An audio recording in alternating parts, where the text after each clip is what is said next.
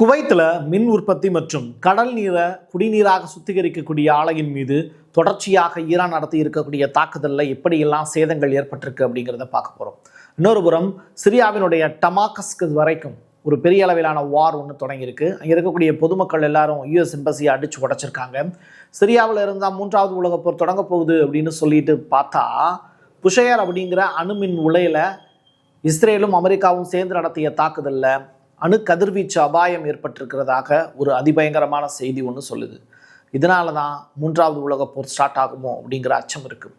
எல்லாத்தையும் தாண்டி F-15 விமானியை நாங்கள் மீட்டுட்டோம் அப்படின்னு அமெரிக்காவினுடைய ட்ரம்ப் அவர்கள் இப்போது சோஷியல் மீடியாவில் பதிவு போட்டிருக்காரு. பதிலுக்கு ஈரான் சைடில் இருந்து 10,000க்கும் மேற்பட்ட பாலஸ்தீன கைதிகளை விடுதலை செஞ்சால் மட்டும்தான் F-15 விமானியை விடுதலை செய்வோம் அப்படிங்கிற ஸ்டேட்மெண்ட்டும் பேரலாக ரிலீஸ் ஆகிருக்கு. இதில் எது உண்மை எது போய் டீட்டெயில்டாக பேசுவோமா? வாங்க பார்க்கலாம் உறவுகளே. இது பிரசாத் சிக்னேச்சர். உங்களுடைய தொழில் சம்பந்தமான விளம்பரங்களை நமது சேனலில் ஒளிபரப்ப உங்களுக்கான அருமையான வாய்ப்பு. நமக்குன்னு ஒரு வீடு, அது எல்லாரோட வாழ்நாள் கனவு. ஒரு முறை தான் முடிவெடுக்க போறீங்க, அதை சரியாயிடுங்க. கிரியேட்டர் கன்ஸ்ட்ரக்ஷன்ஸ் உங்களோட கனவு இல்லத்தை சூப்பர்வா டிசைன் பண்ணி அழகா கட்டித்தராங்க. இன்டீரியர் டிசைன்லையும் இவங்க தான் டாப்பு. North west interiors. தொடர்புக்கு 7299079991. பாகிஸ்தான் இஸ்ரேலுக்கும் அமெரிக்காவுக்கும் ஈரானுக்கும் இடையில நடக்கக்கூடிய பிரச்சனையை தீர்க்கிறதுக்காக மத்தியஸ்தம் பண்ணுறதுக்கு நாங்கள் தயார் அப்படிங்கிறத சொல்லியிருந்தாங்க. இடையில ஈரான் தான் பாகிஸ்தானில் போய் பேச்சுவார்த்தை நடத்தணுமா அப்படிங்கிறது தொடர்பாக யோசிச்சாங்க. இப்போது ஈரானுடைய ஃபாரின் மினிஸ்ட்ரி சைட்லேருந்து வந்திருக்கக்கூடிய அறிவிப்பின்படி பேச்சுவார்த்தைக்கு நாங்கள் தயார், அதுவும் பாகிஸ்தானில் வச்சு பேச்சுவார்த்தை நடத்துறதுக்கு நாங்கள் தயாராக தான் இருக்கோம், பாகிஸ்தான் எங்களுடைய நட்பு நாடு தான் அப்படிங்கிற ஸ்டேட்மெண்ட்டை சொல்லியிருக்காங்க. பக்ரைனில் பாப்கோ அப்படிங்கிற அந்த சுத்திகரிப்பு ஆலை, இந்த பாப்கோ அப்படிங்கிறது இப்போ முழுவதுமாக எரிஞ்சுக்கிட்டு இருக்கு அப்படிங்கிற தகவல். ஒரு நாளைக்கு 4 லட்சம் பீப்பாய்களாக இது கொள்ளளவு மட்டும் மேம்படுத்தப்பட்டுச்சு. ஆனால் இதன் மீது இப்போ நடத்தி இருக்கக்கூடிய தாக்குதல் இந்த ரிஃபைனரி சோர்ஸ் அப்படிங்கிறத முழுவதுமாக கட் செய்வதற்கான வேலை. ஸோ நீங்கள் கச்சா எண்ணெய் கிடைக்கும், கச்சா எண்ணெயை ரிஃபைனரி பண்ணால் மட்டும்தான் அது பெட்ரோலாகவும் டீசலாகவும் மாறும். அப்படிப்பட்ட வாய்ப்பையே பக்ரைனில் ஏற்படுத்திடக்கூடாது அப்படிங்கிறதுல ஈரான் தெளிவாக இருக்காங்க.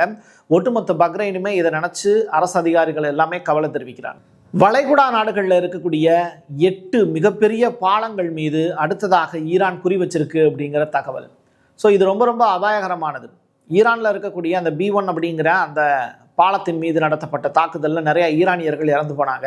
அதே மாதிரி வளைகுடா நாடுகளில் இருக்கக்கூடிய மிக முக்கியமான பாலங்களை நாங்கள் தகர்த்தெறிவோம் அப்படின்னு.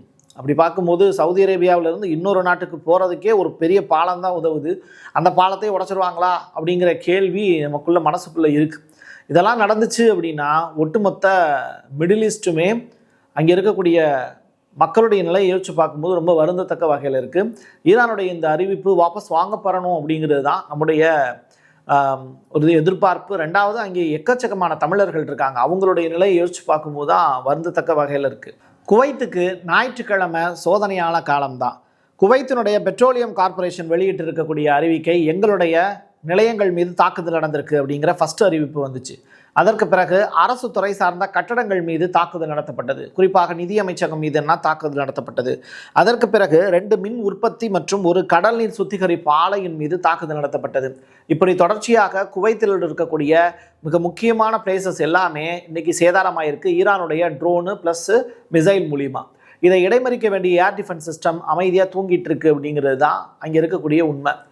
இப்படி தொடர்ச்சியாக குவைத்தில் நடக்கக்கூடிய தாக்குதல்கள் அங்கே இருக்கக்கூடிய தமிழர்களை மிகவும் வாட்டி வதைக்கக்கூடிய ஒரு செய்தியாகவே மாறி இருக்கு.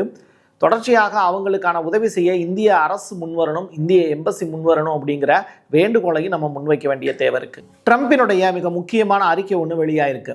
அவருடைய ட்ரூ சோஷியல் பக்கத்தில் அவர் வெளியிட்டு இருக்கக்கூடிய அறிக்கையில் இருக்கக்கூடிய வார்த்தைகள், F-15 விமானி அந்த கர்னலை நாங்கள் விடுவிச்சிட்டோம் அப்படிங்கிற ஸ்டேட்மெண்ட், அது மட்டும் இல்லை மீட்டுட்டோம் அப்படிங்கிற செய்தி. இதில் நிறையா அமெரிக்க வீரர்களுக்கு காயமும் ஏற்பட்டது, சில சண்டையும் செய்ய வேண்டியிருந்தது அப்படிங்கிற வார்த்தைகளை பதிவு செய்கிறாரு. அவரை மீட்பதற்கு காட்டுக்குள்ளே தான் பெரிய அளவிலான ஒரு அட்டாக் நடத்த வேண்டிய தேவை இருந்தது அப்படிங்கிறதையும் பதிவு செய்கிறாங்க. இன்னொரு புறம் எனக்கு ஒரு காட்சி ஒன்று கிடச்சிருந்தது. இந்த F-15 விமானியை மீட்கிறதுக்குன்னு சொல்லிட்டு அமெரிக்கா படைகள் உள்ளே இறங்கும் போது ஒரு பெரிய வான்வெளி தாக்குதல் ஒன்று நடத்தப்பட்டது. அந்த வான்வெளி தாக்குதலில் ஒரு மர்மமான பொருள் ஒன்று பூமியில் நோக்கி விழுக்கூடிய காட்சிகளும் எனக்கு பதிவாயிருக்கு. அதையும் நான் உங்களுக்கு ஷோ பண்ணி காமிக்கிறேன். இது ஈராக் ப்ளஸ் ஈரானுடைய எல்லையில் நடந்த நிகழ்வுகளாக சொல்லப்படுது. சரியா? இப்போ ட்ரம்ப் என்ன சொல்கிறாரு, அந்த டேவிட் நபரை மீட்டிட்டோம் அப்படின்னு சொல்கிறாங்க. ரைட்டா? இதற்கு பேரலாக, இது உண்மையாகவே இருக்கட்டும், இதற்கு பேரலாக ஈரானுடைய செய்தி தொடர்பாளர் வெளியிட்டிருக்கக்கூடிய செய்தி ஷாக், அது தொடர்பான வீடியோக்களையும் நான் பதிவு செய்கிறேன். அதில் அவர் என்ன சொல்லியிருக்காரு அப்படின்னா, 10,000க்கும் மேற்பட்ட பாலஸ்தீன கைதிகளை இஸ்ரேலிய சிறைகளில் அடைச்சி வச்சுருக்காங்க. அவங்கள கொலை செய்ய போகிறதாக இஸ்ரேல் அனௌன்ஸ்மெண்ட்டு கொடுத்துருந்தாங்க. எலக்ட்ரிக் ஷாக் கொடுத்து கொலை செய்யக்கூடிய காட்சிகளையும் நம்ம வெளியே சொல்லியிருந்தோம். தொடர்பான காட்சிகள் நமக்கு கிடைக்கல, பட் கிடைச்சாலும் அதை ஒளிபரப்ப முடியாது. சரியா? இப்படிப்பட்ட சுச்சுவேஷனில் அந்த 10,000 பாலஸ்தீனியர்களையும் விடுதலை செய்யுங்க, அப்படின்னா நாங்கள் இந்த ஒரு விமானியை விடுதலை செஞ்சிடறோம் அப்படிங்கிறத சொல்லியிருந்தாங்க. அப்போது ஈரானிய செய்தி தொடர்பாளர் சொல்லக்கூடிய விஷயம் உண்மையாகத்தான் இருக்கும், அது அஃபீஷியல். ட்ரம்ப் சொல்லக்கூடிய விஷயமும் அஃபீஷியல். இந்த ரெண்டையுமே நீங்கள் ஒரு சேர ஒரு தட்டில் வச்சு பார்த்தீங்க அப்படின்னா எது ரெண்டுமே பேலன்ஸ்டாக இருக்கா? ஏதோ ஒரு இடத்துல மிஸ் அண்டர்ஸ்டாண்டிங்காக இருக்குது. ஈரானுடைய செய்தி தொடர்பாளர் சொல்கிறதும் உண்மை, அமெரிக்கா அதிபர் சொல்கிறதும் உண்மை அப்படின்னு ரெண்டையுமே ஒரு சேர நம்மளால் தட்டில் வச்சு பார்க்க முடியல. இவங்க ரெண்டு பேருமே அஃபீஷியலாக தான் அனௌன்ஸ் பண்ணியிருக்காங்க. அது தொடர்பான காட்சிகளையும் நம்ம பதிவு செஞ்சுருக்கோம். எது எப்படியோ போர் காலகட்டத்தில் இந்த மாதிரியான விஷயங்கள் நடக்கிறது யதார்த்தம் தான். அதனை தாண்டி சில அக்ரிமெண்ட்டு சைன் ஆகும், சில விஷயங்கள் மறைமுகமாக ஒப்பந்தங்களாகவும் மாறும். அது குறித்த விவரங்கள் நமக்கு கிடைக்க போகிறது இல்லை. பட் அந்த 10,000 பாலஸ்தீனியர்கள் அவங்களுடைய கொலை சம்பந்தப்பட்ட விஷயம் அது அப்படியே ஸ்டாப் ஆகி இருந்தது அப்படின்னா மக்களுக்கு மகிழ்ச்சி தான். ஒரு விமானி உயிரோடு தப்பித்து அமெரிக்கா சென்றிருப்பதாக வரக்கூடிய செய்திகளும் உண்மையாக இருந்தால் அதுவும் மகிழ்ச்சி தான். ஈரானில் இருக்கக்கூடிய புஷையர் அப்படிங்கிற அணுமின் நிலையம், அதன் மீது இந்த போரினுடைய இடைப்பட்ட காலத்தில் 15, 16ஆம் தேதிகளில் ஒரு பெரிய அட்டாக்கை அமெரிக்காவும் இஸ்ரேலும் சேர்ந்து நடத்துனாங்க. இதில் அந்த அணு உலைக்கு பெரிய அளவிலான டேமேஜ் ஏற்பட்டிருக்கிறதா செய்திகள் ஃபஸ்ட்டு வந்தது. IAEA அது உறுதிப்படுத்தலை. ஆனால் ரஷ்யா சைட்லேருந்து சொல்லியிருக்கக்கூடிய தகவல், இப்போ அந்த அணுக்கதிர்வீச்சு அபாயத்தை அங்கே இருக்கக்கூடிய ரஷ்யர்கள் உணர்ந்துக்கிட்டு இருக்காங்க. அதனால் ரஷ்யர்கள் அங்கே ஒரு 198 பேர் இருக்காங்க. அவங்க எல்லாத்தையும் எவாக்யூட் பண்ணக்கூடிய வேலையை நாங்கள் செய்ய போகிறோம். ஸோ ரஷ்யர்கள் எல்லாரையுமே மறுபடியும் ரஷ்யாவுக்கு திரும்பி வருவதற்கான உத்தரவையும் அது தொடர்பான பாதுகாப்பு விஷயங்களையும் நாங்கள் கவனம் செலுத்த போகிறோம். இந்த அணுக்கதிர்வீச்சினால ஒட்டுமொத்த ஈரானுக்கும் பாதிப்பு ஏற்படலாம், இது 3வது உலகப் போருக்கான தொடக்கமாக கூட இருக்கலாம் அப்படிங்கிற எச்சரிக்கையும் இப்போ ரஷ்யா சைட்லேருந்து வந்திருக்கு. சிரியாவினுடைய டமாஸ்கஸ் இந்த ஏரியாவை பற்றி உங்களுக்கே தெரியும். அங்கே அல்சாரா அப்படிங்கிற நபர் தான் பிரசிடெண்டாக இருக்கார். இப்போ கூட அவர் யூகேவினுடைய பிரைம் மினிஸ்டர்லாம் போய் சந்திச்சுட்டு வந்தார். இப்படிப்பட்ட சுச்சுவேஷனில் சிரியாவினுடைய டமாஸ்கஸ் அங்கே இருக்கக்கூடிய மக்களால் பெரிய அளவில் மதிக்கப்படக்கூடிய ஒரு விஷயம். ரெண்டாவது, அங்கே US எம்பசி ஒன்று இருக்குது. அந்த இடத்துல மக்கள் எல்லாரும் ஒன்று திரண்டு US எம்பசிக்கு எதிராக போராட்டத்தில் ஈடுபடுறாங்க. பாலஸ்தீனியர்களுக்கு ஆதரவாகவும் ஈரானுக்கு ஆதரவாகவும் அவர்கள் எழுப்பி இருக்கக்கூடிய குரல்கள் அங்கே பதிவு செய்யப்படுது. ஐக்கிய அரபு எமிரகம், சவுதி அரேபியா, சைனா, இந்த 3 நாடுகளுமே இப்போ பாகிஸ்தானுடைய கழுத்தை பிரித்து நெரிக்கக்கூடிய சம்பவங்கள் அரங்கேறுது. இது தொடர்பாக ஷபாஸ் ஷெரீப் வெளியிட்டிருக்கக்கூடிய வீடியோவில் அப்படியே கண்ணீர் விட்டு அழக்கூடிய நிகழ்வுகள் அரங்கேறுது.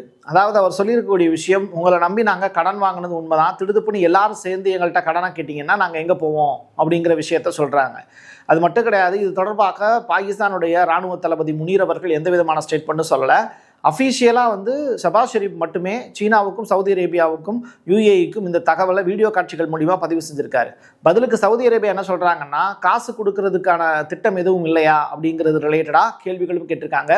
சவுதி அரேபியாவினுடைய துணை பிரதமரும் இது தொடர்பாக ரொம்ப வாஞ்சையோடு பேசலை, ரொம்ப வஞ்சனை செய்யக்கூடிய வகையில் தான் பாகிஸ்தானை போட்டு தும்சம் பண்ணியிருக்காங்க. இதெல்லாம் உங்களுக்கு முன்னாடியே தெரியாதா, கடன் வாங்கும்போது மட்டும் இனிக்குதா அப்படிங்கிற மாதிரி நம்ம ஊரில் அந்த கடன்காரங்கள் கேட்கக்கூடிய வார்த்தைகள் மாதிரியே தொடர்ச்சியாக பாகிஸ்தானுடைய கழுத்தை பிடித்து கேட்கக்கூடிய நிகழ்வுகள் அரங்கேறிக்கிட்டே இருக்குது. இதான் பாகிஸ்தானுடைய தற்போதைய நிலை. அல்கசாம் பிரிகேட்ஸ் அவங்க வெளியிட்டு இருக்கக்கூடிய ஒரு வாழ்த்து செய்தி ஈரானுக்கு ஒரு தெம்பூட்டக்கூடிய வகையில் இருக்குது அப்படின்னு சொல்கிறாங்க. ஈரான் மிக முக்கியமாக ஷேக் அஹ்மத் யாசின் அப்படிங்கிற அந்த நபர், அவரோடு அயத்துல்லா கமினி அவர்கள் உட்காந்துருக்கிற மாதிரியான ஃபோட்டோ ஒன்று ரிலீஸ் ஆகிருக்கு. இதை AJ மீடியா அப்படிங்கிற அந்த மீடியா மிடில் ஈஸ்ட் முழுவதும் பெரிய வைரல் கண்டென்ட்டாக மாற்றிட்டு இருக்காங்க. இன்றைக்கி சோஷியல் மீடியாவில் அதிக நபர்களால் பகிரப்பட்ட ஃபோட்டோ அப்படிங்கிறது இதுதான். ஸோ இது இவர் யார் அப்படின்னு கேட்டிங்கன்னா, ஹமாஸ் அப்படிங்கிற ஒரு படை இருக்குல்ல காசாவில், அந்த படைக்கான ஃபவுண்டர் அப்படிங்கிறாங்க. ஸோ இது தொடர்பான புகைப்படங்களும் இப்போ வைரலாகிட்டு இருக்கு. எது எப்படியோ கிடைத்திருக்கக்கூடிய அத்தனை செய்திகளுமே மிடில் ஈஸ்ட் ரிலேட்டடாக எல்லா செய்திகளையும் உங்கள்கிட்ட கொண்டு சேர்த்துட்டேன். போர் ரிலேட்டடான விஷயங்களில் ஒரு சில விஷயங்கள் வந்து நம்முடைய கண்களுக்கும் நம்முடைய சிந்தனைகளுக்கும் அப்பாற்பட்டதாக இருக்கும். மறைமுக டீலிங் ஏகப்பட்டது இருக்கும். அது மாதிரி தான் இந்த போர் விமானியினுடைய அந்த பணைய கைதிகளுடைய விடுதலை, இது தொடர்பான விவரங்கள்லாம் சத்தம் இல்லாமல் சில விஷயங்களை முடிச்சுப்பாங்க. அப்படி சில நிகழ்வுகள் நடந்தேறத்தான் செய்யும். அதுக்கு நம்ம ஒன்றும் பண்ண முடியாது.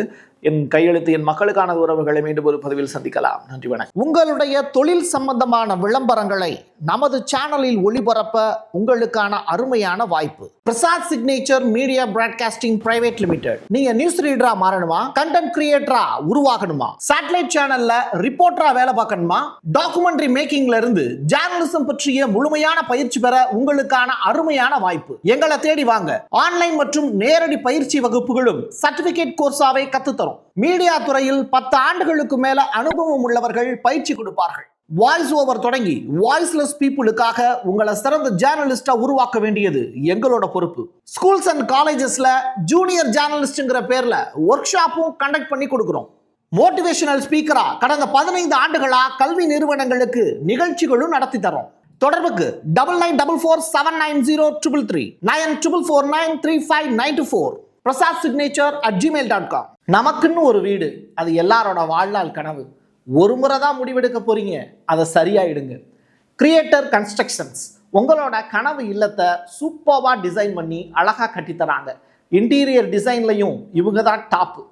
North west interiors. தொடர்புக்கு 7299079991.